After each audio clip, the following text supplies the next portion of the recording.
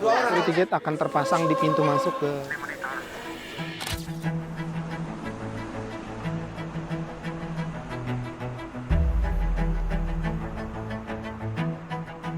Persiapan Panitia Paskah tahun 2026 ini memang lumayan sangat padat ya sejak Rabu Abu. Persiapannya dengan dua lingkungan yang bertugas sebagai panitia, yaitu lingkungan Santo Thomas Aquino dan juga Santo Paulus.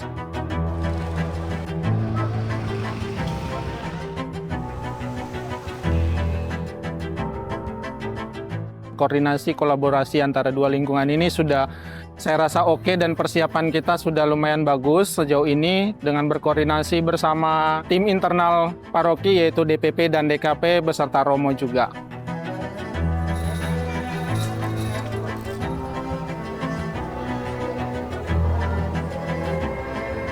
Semua sudah kita bagi porsinya masing-masing per bidang, karena kebetulan di susunan panitia tahun ini itu ada 3 bidang khusus yang membawahi beberapa seksi, sehingga mereka sudah bertanggung jawab dengan itu. Segala yang kurang kita komunikasikan, dan memang komunikasi kita oke, karena semua sudah berjalan dengan baik sesuai dengan tupoksi masing-masing.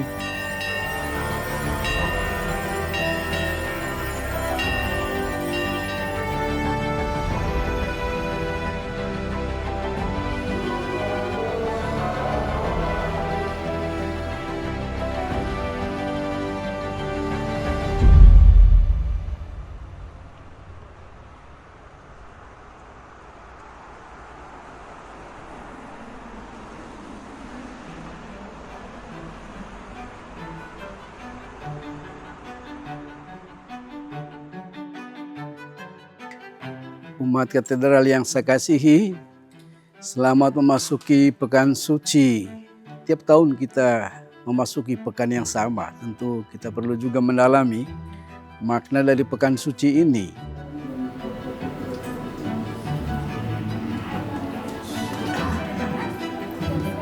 Pekan Suci ini adalah sebuah momen berahmat bagaimana Allah yang mau hadir menjadi manusia. Dia mau sama seperti kita, dia mau mengorbankan dirinya untuk kita, namun dia tidak sama seperti kita di dalam dosa. Pengorbanan Yesus ini membuktikan bagaimana Yesus benar-benar hadir dan mau menyelamatkan kita umat manusia.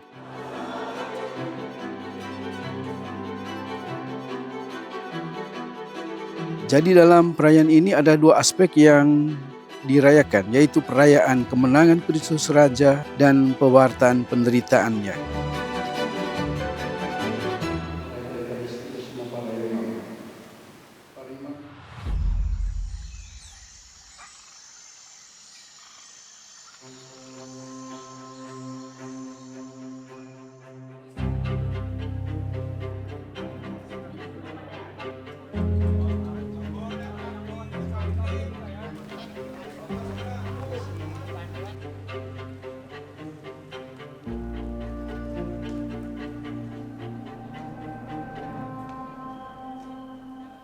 Pekan Suci kita awali dengan perayaan Yesus memasuki kota Yerusalem. Yesus yang memasuki Yerusalem adalah seorang raja yang rendah hati karena dia menunggangi seekor keledai, binatang yang biasanya digunakan membawa beban.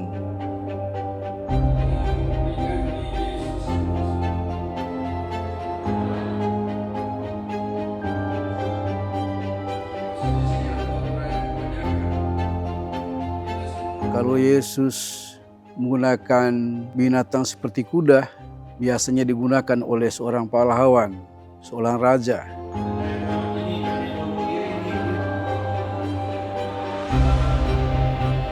Tapi raja yang memasuki Yerusalem adalah raja yang rendah hati. Dia juga memasuki Yerusalem untuk menjalani situasi yang sungguh-sungguh luar biasa, sengsara, derita. Sehingga Minggu Palem juga disebut Minggu Sengsara.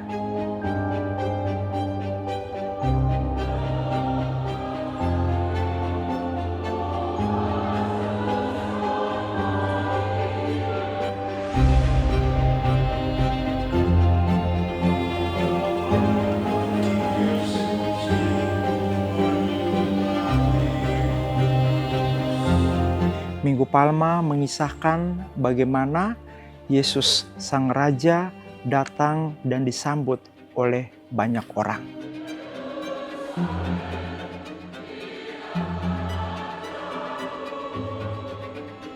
Mengingatkan kita kembali bahwa Raja datang dalam nada kasih. Dan juga kita mengenakan daun-daun palma. Dalam daun-daun palma itu kita juga disadarkan bahwa Yesus datang membawa kehidupan bagi kita. Keselamatan sehingga kita harus terus memuji memuliakan Tuhan. Pada hari ini kita juga akan mengikuti hal yang ramai di Yerusalem. Kita semua diajak untuk merenungkan sengsara Tuhan kita Yesus. Apakah yang aku harus perbuat? Dan ini yang menghantar kita atau yang menjadi bahan permenungan kita selama Pekan Suci.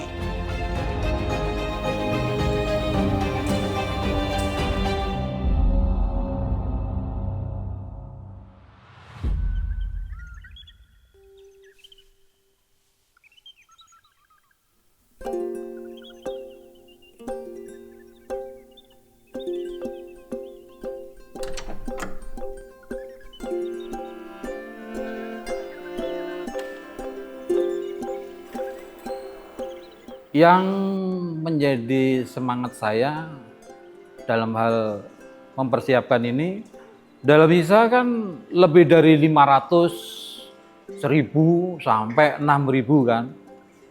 Itu adalah motivasi saya. Gimana orang dari sekian banyak itu bisa menikmati misa itu dengan khusyuk.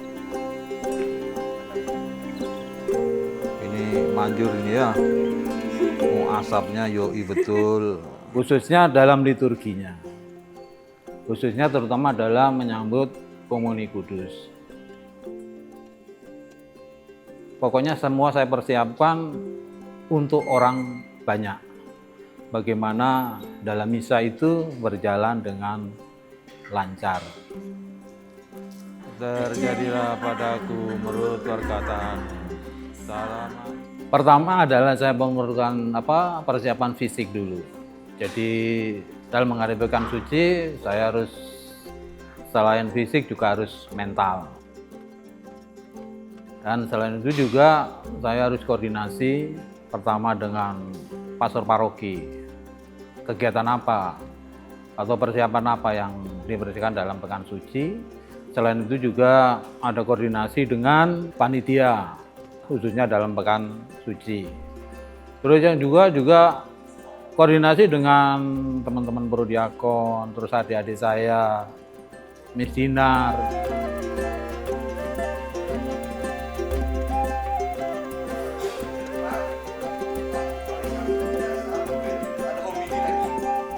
Pada Pekan Suci tahun ini 2026, misdinar dari awal kita sudah mempersiapkan dari jauh-jauh bulan. Dari 2 bulan lalu kita sudah mempersiapkan petugas, lalu latihan yang dilakukan secara per minggunya. Karena kita tahu sendiri di katedral ini misa bisa sampai 5 kali, lalu sampai 6 kali. Nanti kalau lewat depan, rombongan pasti lewat sana. Nah, untuk misdinar posisinya. Untuk mempersiapkan hari Trisuci, untuk kami persiapan prodiakon itu siap mental dulu yang pertama. Dan untuk persiapan prodiakon kita selalu koordinasi dengan koster paroki untuk sibori, untuk titik-titiknya, dengan misdinar. Kita selalu persiapkan dengan maksimal supaya nanti kita tidak ada kekurangan untuk hostinya, dengan jumlah umatnya. Kita selalu mempersiapkan itu semua dengan anggota. Kita akan briefing lebih dahulu sebelum kita bertugas di dalam gereja untuk menyambut kedatangan Tuhan.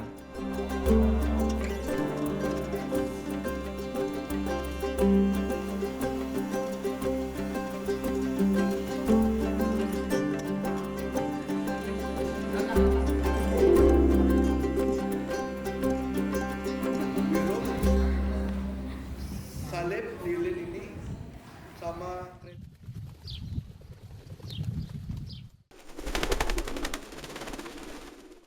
Setelah kita merayakan Minggu Palma, kita juga merayakan yang namanya Kamis Putih.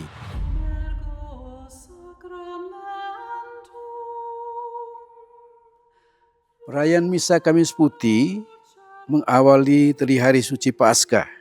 Masa Prapaskah berakhir ketika gereja memasuki dari hari suci Paskah. Dalam Misa Kamis Putih, gereja mengenangkan perjamuan malam terakhir Tuhan. Bahasa Latinnya Ultima Cena Domini.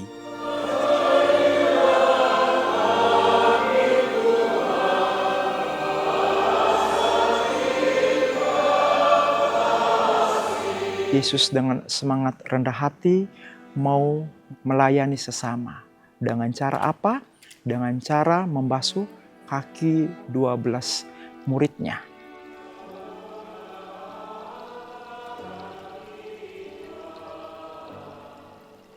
Tindakan ini merupakan tindakan pelayanan yang Yesus minta supaya kita juga berani melayani sesama dari hari ke hari dengan penuh sukacita. Juga kita mengenang bagaimana Yesus membuat perjamuan malam terakhir. Perjamuan malam terakhir ini menjadi salah satu peristiwa penting karena ini merupakan kelanjutan yang kita rayakan, yang kita hidupi dalam tradisi gereja sampai saat ini. Bagaimana Yesus memberikan tubuhnya, darahnya sebagai makanan dan minuman yang menyelamatkan kita umat manusia. Dalam Kamis Putih itu kita akan mengarak hosti kudus agar dibawa kepada tempat yang khusus untuk kita berdoa bersama. Ini bukan seperti pentataan, tapi bagaimana kita mau berjalan bersama Yesus dalam keheningan.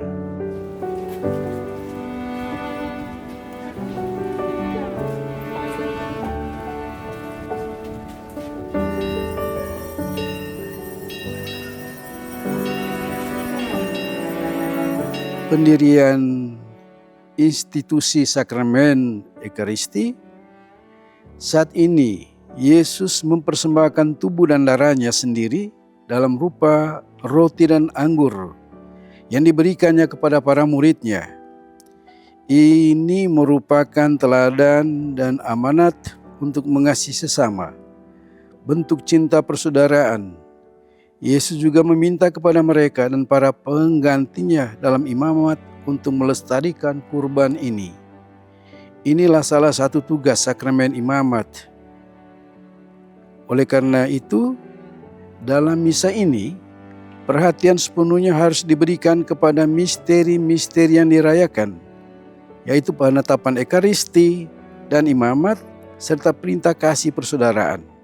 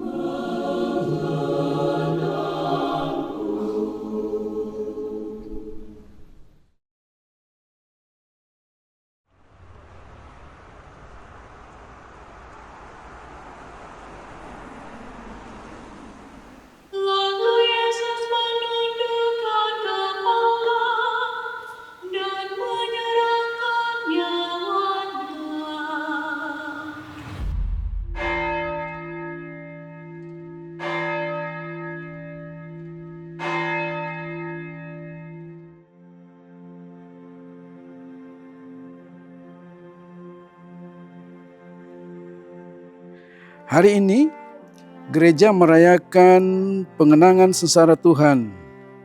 Inilah puncak cinta Allah yang telah mengutus putranya ke dunia, mengalami sengsara dan penderitaan sampai wafat di salib untuk menyelamatkan manusia dari kegelapan dosa.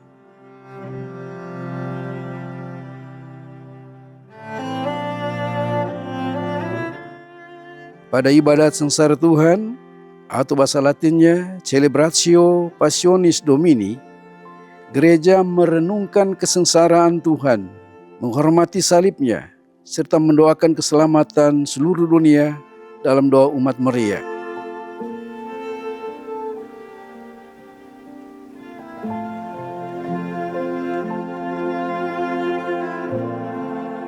Dalam Jumat Agung ini kita bersama tidak merayakan Ekaristi. Ini merupakan hari satu-satunya dalam gereja Katolik yang tidak bisa merayakan misa. Sebab pada saat itu kita mengenang wafat Yesus Kristus. Gereja tidak merayakan Ekaristi. Komuni suci dibagikan kepada umat beriman hanya selama perayaan sengsara dan wafat Kristus. Tapi mereka yang sakit, yang tak dapat mengikuti perayaan ini, dapat menerimanya pada setiap saat.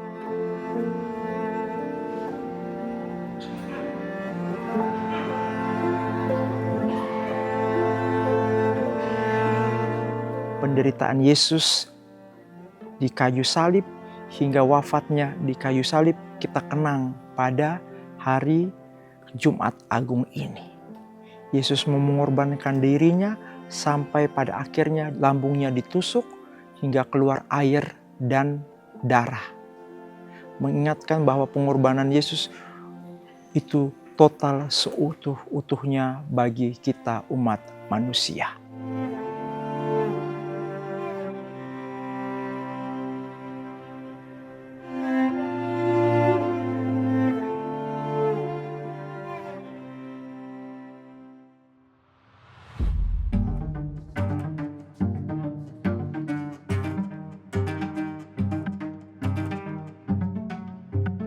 Persiapan tatib selama pekan suci ini, ya, di mana saya bekerja sama dengan panitia. Kemudian saya persiapkan itu untuk selama misa, sekali misa berlangsung itu biasanya ada 3 lingkungan yang bertugas di dalam gereja sebagai petugas liturgi. Kemudian di luar gereja saya siapkan 2 lingkungan. Tujuannya adalah untuk memperlancar, melayani umat pada saat komuni, sehingga komuni itu berjalan cepat, lancar, dan umat itu nyaman.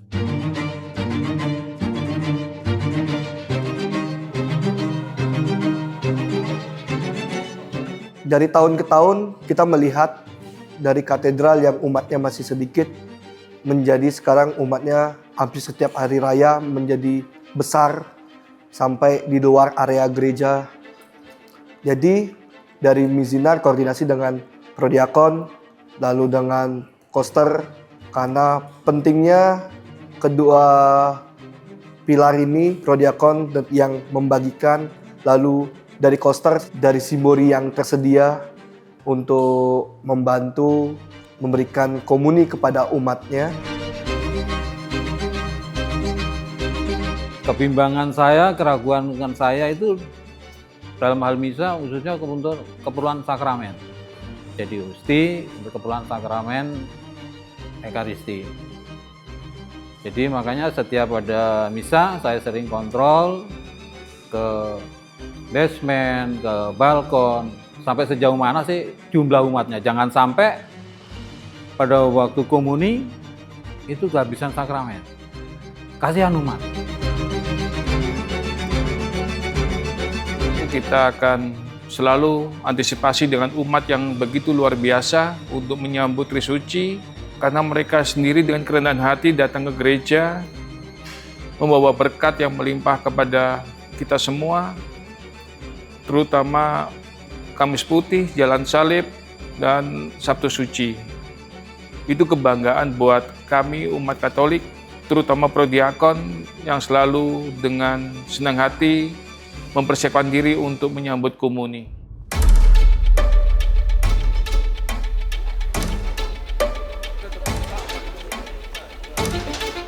Yang paling riskan adalah dari keamanan.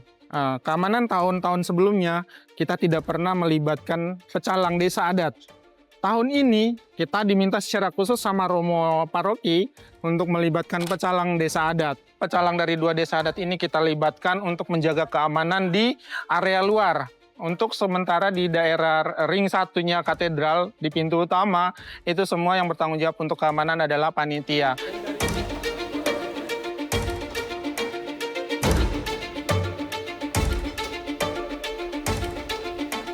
Rencana pengamanan kegiatan hari raya setiap tahun sudah direncanakan jauh-jauh. Mulai dari rencana pelaksanaan. Yang pertama, pelaksanaan seperti Pekan Suci mulai dari Minggu Palem, Trisuci, dan terakhir Minggu Paskah. Itu membutuhkan kekuatan yang melibatkan seluruh umat Allah Katedral Denpasar.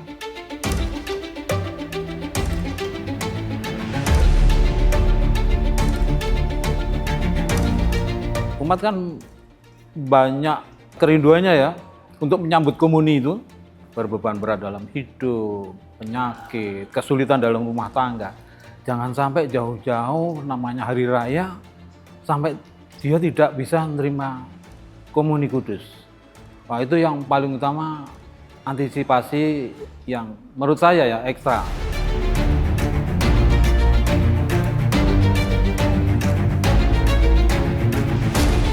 Antisipasinya juga menambah orang ketika di beberapa jam yang ramai dan rawan seperti jam-jam siang ataupun sore ke malam, biasa umat katedral lumayan banyak menghadiri misa. Di situ mizinar kita siapkan untuk ada cadangan. Jadi setiap tugas dari setiap misa tugas kita siapin 40 orang anak mizinar.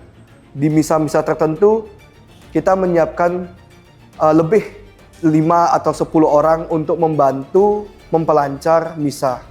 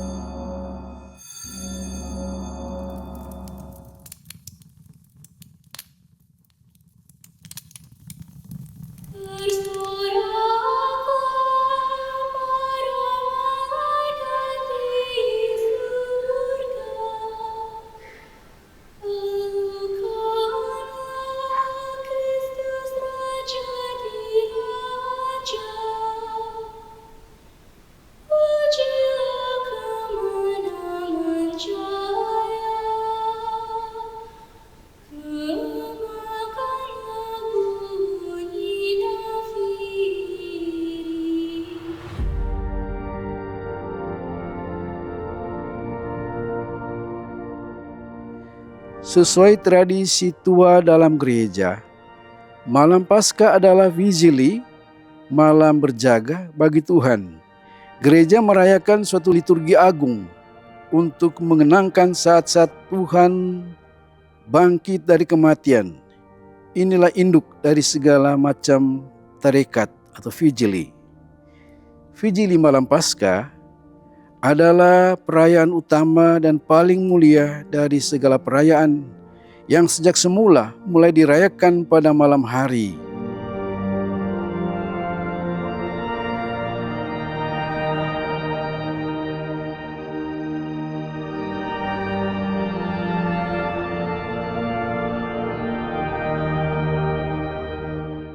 Dalam peristiwa ini kita kenang beberapa bagian penting. Yang pertama ada ritus cahaya. Kita diingatkan kembali bahwa lewat ritus cahaya ini Yesus sendirilah menjadi cahaya penyelamat bagi hidup kita di dunia ini. Kerap kali kita hidup dengan terang-terang yang tidak pasti. Tapi Yesus mengingatkan kepada kita bahwa perjuangannya ini mengingatkan bahwa Dia satu-satunya sumber cahaya yang perlu kita imani.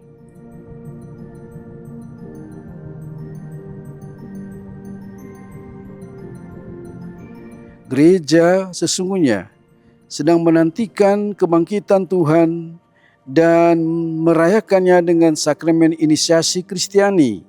Karena kebangkitan Kristus adalah dasar iman dan harapan kita. Maka berkat sakramen baptis dan sakramen krisma, kita dimasukkan dalam misteri Paskah, mati, dimakamkan, dan dibangkitkan bersama dengan Kristus, dan akan berkuasa bersama Dia juga. Misa Vigili ini ditujukan kepada penantian akan kedatangan Tuhan kembali.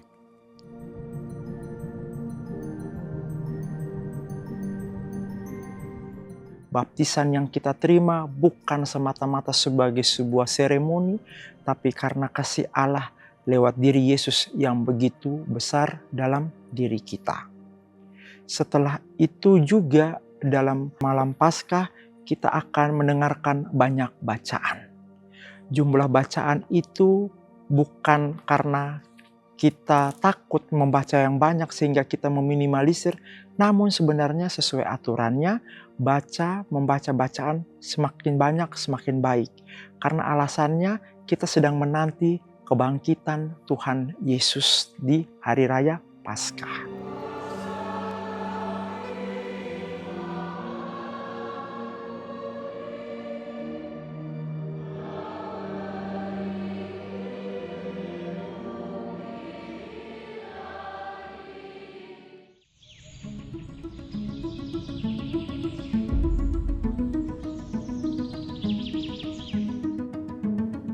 Kita pun masuk pada Minggu Paskah, perayaan kebangkitan Tuhan.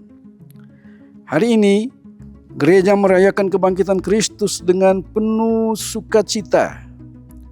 Dengan kebangkitan Kristus, dosa dan maut pun dikalahkan. Dunia pun selamat. Paskah adalah pesta dari segala pesta, hari raya dari segala hari raya, dan Minggu Agung.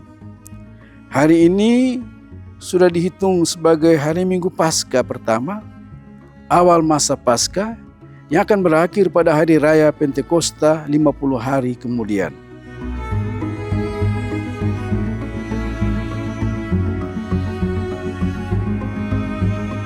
Hari raya Paskah menggambarkan bagaimana Yesus yang wafat di kayu salib dan dikuburkan telah bangkit. Kebangkitan Yesus ditandai dengan kubur yang kosong. Ini mengingatkan kembali kepada kita pada perkataan Yesus bahwa setelah hari ketiga Ia akan bangkit. Itu pun mengingatkan kembali bahwa kebangkitan adalah bukti cinta Yesus kepada kita umat manusia.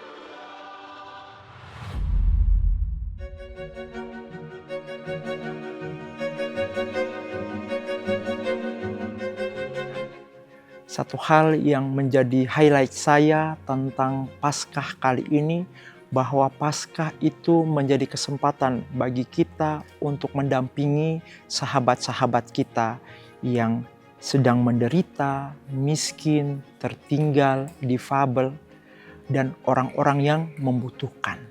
Kita berharap bahwa Paskah bukan hanya tentang momentum seremoni belaka, tapi bagaimana kita boleh bangkit bersama dengan Yesus, meninggalkan cara hidup kita yang lama, dan juga bangun komitmen menjadi pribadi yang lebih baik. Bukan hanya dengan doa, tapi dengan karya dan bakti kita masing-masing.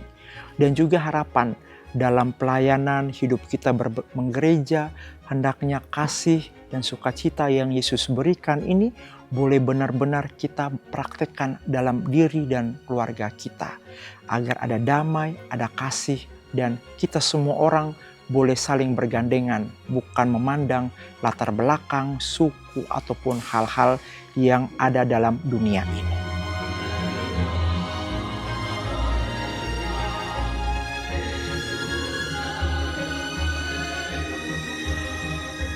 Kondisi dunia sekarang ini tidak baik-baik ya. Ada banyak hal yang membuat kita menjadi prihatin. Bumi sekarang menjerit karena berbagai macam hal yang dilakukan oleh manusia.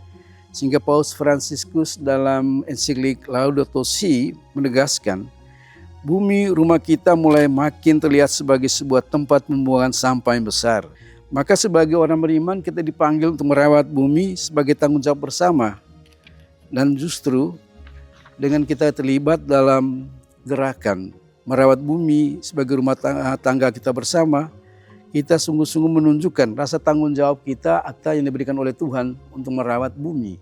Di tengah situasi darurat sampah yang sedang dihadapi Pulau Bali, Bapak Uskup mengajak kita semua, khususnya umat katedral, untuk memulai langkah nyata dari hal-hal yang sederhana.